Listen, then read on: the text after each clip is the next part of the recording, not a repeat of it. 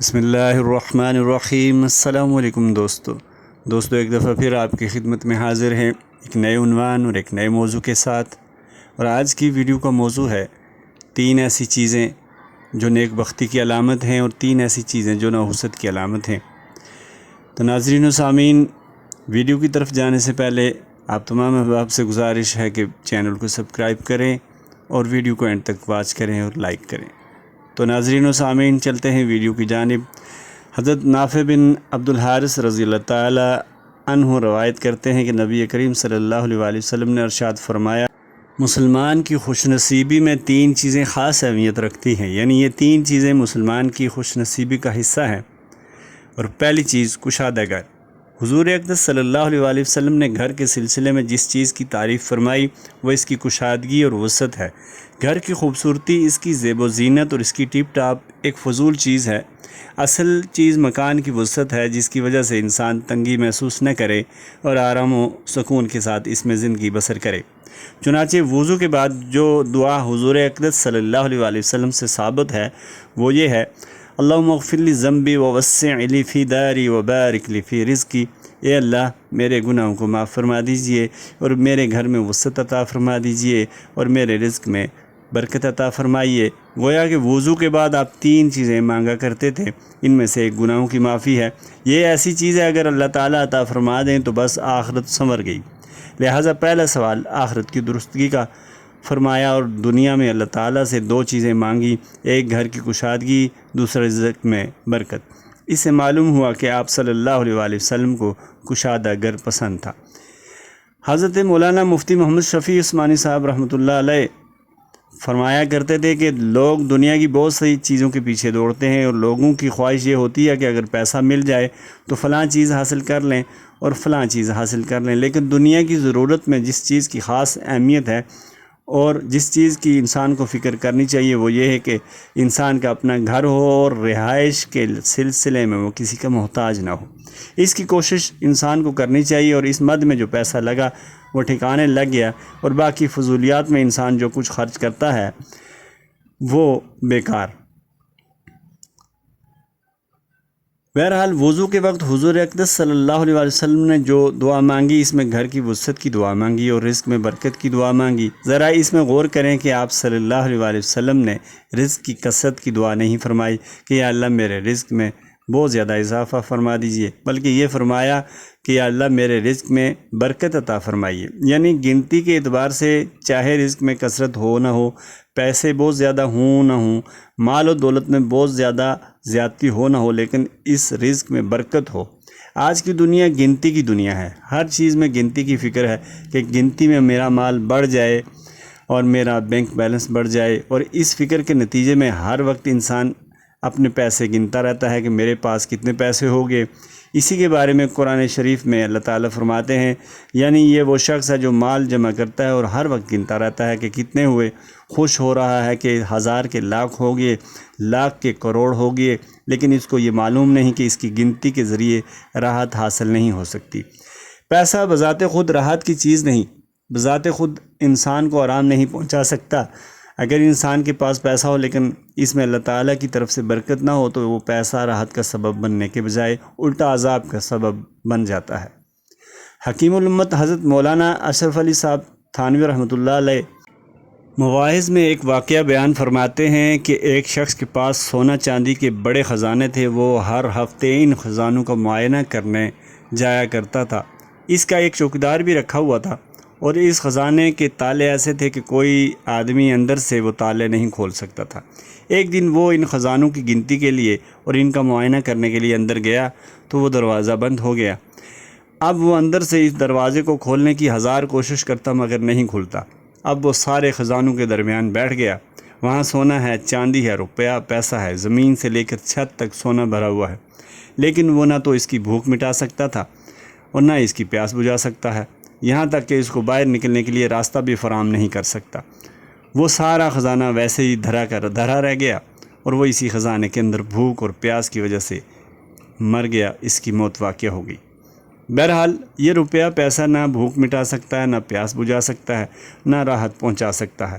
یہ راحت پہنچانا تو کسی اور ہی کی عطا ہے، اور اگر وہ راحت پہنچانا چاہے تو 10 روپے میں پہنچا دے، اور اگر نہ پہنچانا چاہے تو 10 کروڑ میں نہ پہنچائے۔ کتنے بڑے بڑے امیر کبیر دولت مند سرمایہ دار فیکٹریوں والے ہیں، رات کو سونے کے لیے بستر پر لیٹتے ہیں لیکن نیند نہیں آتی، کروٹیں بدلتے ہیں، باوجود یہ کہ خزانے میں بے شمار پیسہ روپیہ، بینک بیلنس، کار کوٹھیاں، بنگلے، کارخانے، فیکٹریاں ہیں، لیکن رات کو نیند نہیں آتی، رات کی نیند کی لذت سے محروم ہیں۔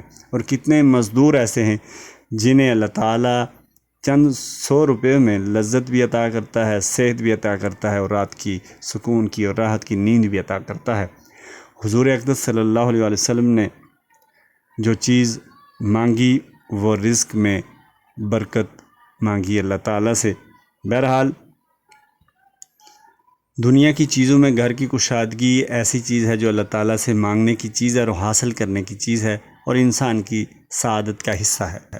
دوسری چیز جو مسلمان کی سعادت اور خوش نصیبی کا اور نیک بختی کا حصہ ہے وہ نیک پڑوسی ہے۔ اگر کسی کو نیک پڑوسی مل جائے تو یہ عظیم نعمت ہے۔ آج کے دور میں لوگوں نے اس نعمت کو بھلا دیا ہے۔ آج کے کوٹھی بنگلے کاروں والے پڑوس کا تصور ہی نہیں کرتے، نہ ہی پوچھتے ہیں کہ کون ان کے پڑوس میں رہ رہا ہے۔ سالہ سال سے ایک جگہ پر رہتے ہیں مگر یہ پتہ نہیں کہ دائیں طرف کون رہتا ہے اور بائیں طرف کس کا مکان ہے۔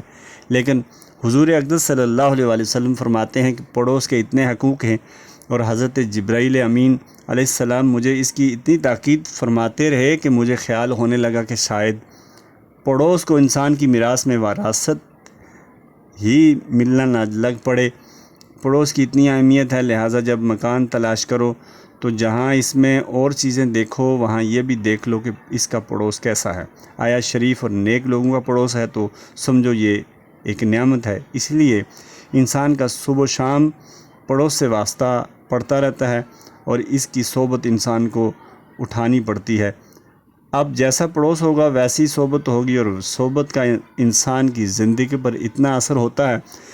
اچھی صحبت انسان کو اچھا بنا دیتی ہے اور بری صحبت انسان کو برا بنا دیتی ہے۔ اسی لیے فرمایا کہ نیک پڑوسی بڑی نعمت ہے۔ محدثین میں ایک بزرگ ہیں جن کی کنیت ابو حمزہ ہے۔ ان کو سکری یا سکری بھی کہا جاتا تھا۔ عربی میں سکری نشے کو کہتے ہیں اور سکر چینی کو کہتے ہیں کہ ان کا نام ابو حمزہ سکری اس لیے پڑ گیا تھا کہ ان کی باتوں میں اتنا نشہ تھا کہ جب یہ لوگوں سے باتیں کرتے تھے تو ان کی باتیں اتنی لذیذ ہوتی تھیں کہ سننے والوں کو لذت کا نشہ آ جاتا تھا، اور سکری اس لیے کہا جاتا تھا کہ ان کی باتیں چینی کی طرح میٹھی ہوتی تھیں اور ان کی باتوں میں حلاوت اور مٹھاس تھی۔ ایک دفعہ ان کو پیسوں کی ضرورت پیش آئی۔ ان کے پاس ایک بڑا مکان تھا، مکان کے علاوہ کوئی اور چیز نہیں تھی جس کو بیچ کر پیسے حاصل کرتے۔ انہوں نے ارادہ کیا کہ اس مکان کو بیچ کر کسی اور جگہ پر چھوٹا مکان خرید لوں اور جو پیسے بچیں اس سے اپنی ضرورت پوری کر لوں۔ چنانچہ انہوں نے ایک خریدار سے مکان کا سودا کر لیا اور 1-2 دن کے اندر مکان خالی کر کے اس کے حوالے کرنے کا وعدہ کر لیا۔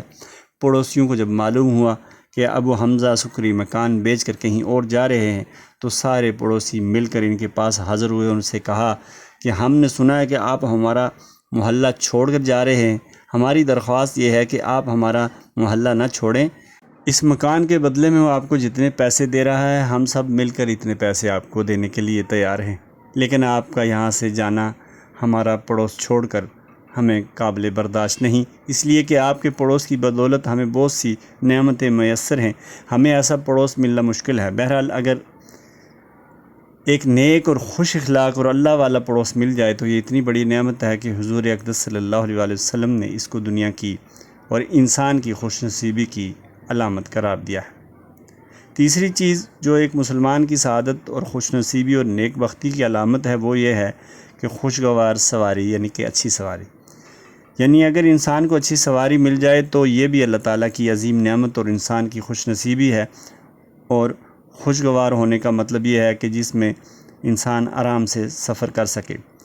آج کی ویڈیو کا دوسرا موضوع یعنی کہ 3 ایسی چیزیں جو نحوست کی علامت ہیں۔ آپ صلی اللہ علیہ وسلم نے ارشاد فرمایا کہ دنیا میں 3 چیزیں نحوست ہیں، یعنی اگر نحوست ہوتی تو ان 3 چیزوں میں ہوتی: ایک گھر، دوسری سواری، تیسری عورت۔ ویسے تو بدشگونی لینے کو اور کسی چیز کو منحوس قرار دینے کو حضور اقدس صلی اللہ علیہ وآلہ وسلم نے سختی سے منع فرمایا۔ مثلا یہ سوچنا کہ فلاں چیز نحوست کی علامت ہے، یا فلاں چیز سے مجھ پر آفتیں آ رہی ہیں، یا فلاں چیز کی وجہ سے مصیبتیں بیماریاں آ رہی ہیں، یہ بدشگونی لینا کہ میری بیوی میں بدشگونی ہے، یا میرے گھر میں بدشگونی ہے، یا میری سواری میں بدشگونی ہے، حدیث شریف کی روح سے یہ سب ممنوع ہے۔ اسی لیے حضور اقدس صلی اللہ علیہ وسلم کے بیان کا مقصد یہ ہے کہ اگر نحوست ہوتی تو ان 3 چیزوں میں ہوتی، کیونکہ نحوست کا مطلب یہ ہے کہ اس کی وجہ سے انسان ہر وقت مشکل کا شکار ہو۔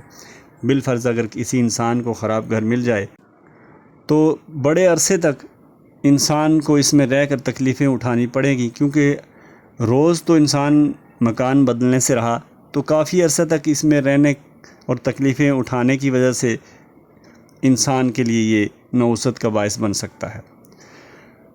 دوسری چیز سواری ہے۔ اگر انسان کو خراب سواری مل گئی تو سواری ایسی چیز نہیں کہ انسان روز بروز اس کو بدلتا رہے، اور اگر سواری مل گئی تو وہ روز جان کھائے گی۔ مثلا آج کل لوگوں کے پاس گاڑیاں ہیں، اگر کسی انسان کو خراب گاڑی مل گئی تو اس کے لیے مصیبت بن جائے گی، کبھی راستے میں رک جائے گی، کبھی اس کو دھکے مار کر سٹارٹ کرنا پڑے گا، اور کبھی کوئی مسئلہ کھڑا ہو جائے گا، کبھی کوئی مسئلہ کھڑا ہو جائے گا۔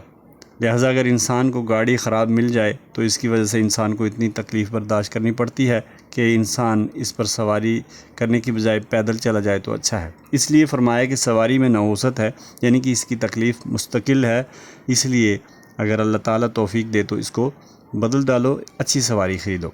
تیسری چیز بیوی ہے۔ اگر شوہر کو بیوی خراب مل جائے یا بیوی کو شوہر خراب مل جائے تو پھر زندگی بھر عذاب ہے، اور اگر شوہر کو اچھی بیوی مل جائے اور بیوی کو اچھا شوہر مل جائے تو اللہ تعالیٰ کی نعمت ہے اور دنیا کی جنت ہے۔ حضرت علامہ شبیر احمد عثمانی رحمۃ اللہ علیہ بڑا خوبصورت جملہ ارشاد فرماتے تھے کہ دنیا کی جنت یہ ہے کہ میاں بیوی ایک ہوں اور نیک ہوں، مطلب یہ کہ دونوں کی طبیعتیں ملی ہوئی ہوں اور دونوں نیک ہوں تو یہ دنیا کی جنت ہے۔ لیکن اگر اس کے برعکس ہو تو زندگی بھر کا عذاب ہے، روزانہ صبح سے شام تک جھک جھک ہوتی ہے، کوئی راحت نہیں بلکہ ہر وقت کی ایک مصیبت ہے۔ بہرحال حدیث میں حضور اقدس صلی اللہ علیہ وآلہ وسلم نے فرمایا کہ ان 3 چیزوں میں نحوست ہے، لہٰذا ان کے شر سے اللہ تعالیٰ کی پناہ مانگنی چاہیے کہ اللہ تعالیٰ ان کے شر سے محفوظ رکھے، اور اللہ تعالیٰ سے یہ دعا کریں کہ یا اللہ گھر دیجئے تو راحت کا گھر عطا فرما دیجئے، سواری دیں تو راحت کی سواری عطا فرمائیں، اور زندگی کا ساتھی دیجئے تو راحت کا ساتھی عطا فرمائیے۔ اللہ تعالیٰ اپنی رحمت سے وہ تمام سعادتیں عطا فرمائیں جو آپ صلی اللہ علیہ وآلہ وسلم نے بیان فرمائی ہیں۔ تو ناظرین و سامعین، یہ تھی آج کی ویڈیو، اور مختصر سا اختصار کے ساتھ آپ کے سامنے 3 چیزوں کا جو نیک بختی کی علامت ہیں کے بارے میں بیان کیا گیا، اور 3 وہ چیزیں جو نحوست کی علامت ہو سکتی ہیں، انسان کے لیے مصیبت کی علامت ہو سکتی ہیں، ان کے بارے میں اختصار کے ساتھ آپ کے سامنے بیان کیا گیا پیارے نبی صلی اللہ علیہ وآلہ وسلم کے ارشادات کے مطابق۔ ناظرین و سامعین، اللہ تعالیٰ ہم سب کو پیارے نبی صلی اللہ علیہ وآلہ وسلم کے ارشادات اور ان کی سنتوں کے مطابق زندگی کو بسر کرنے کی توفیق عنایت فرمائے۔ اللہ تعالیٰ ہم سب کا حامی و ناصر ہو۔ اگلی ویڈیو تک کے لیے اجازت دیجیے۔ اللہ نگہبان۔